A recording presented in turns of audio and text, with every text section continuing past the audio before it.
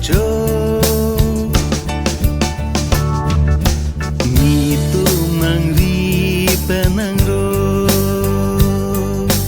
bu an kang ping ajo pirlo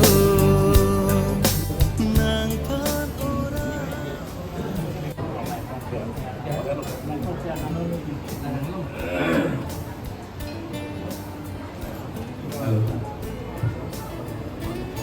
Halo.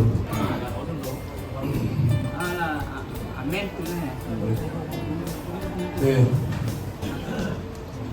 Mungkin mokrok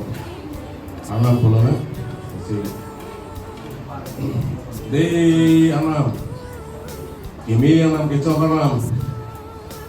kian alam puan alam putih alam angin alam kabi keraya alam kabak keraya alam suke raya alam adunan putih adunan bingka adunan pungka adunan pusinja siju nang suke pelang ani siako ani bang belum dia kurung kalau dia kurung itu mangri penang ro buan kang ting ajo pirlo nang pan ora balor lo nang pan ora balor lo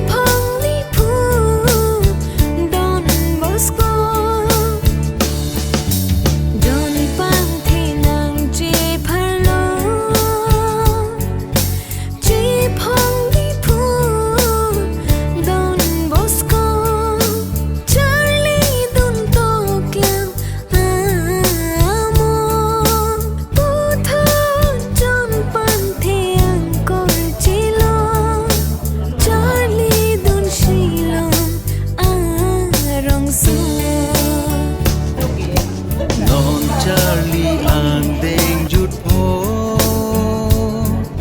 non doktor si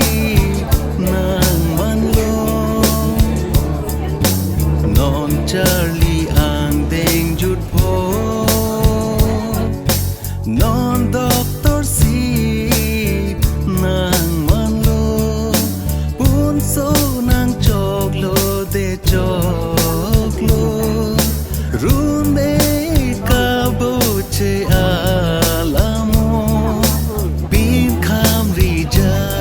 serar nan meso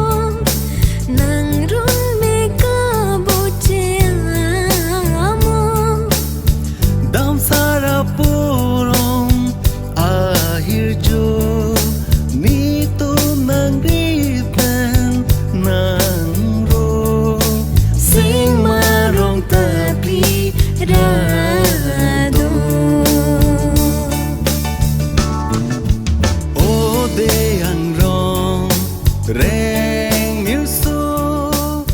chunang aklim tai ni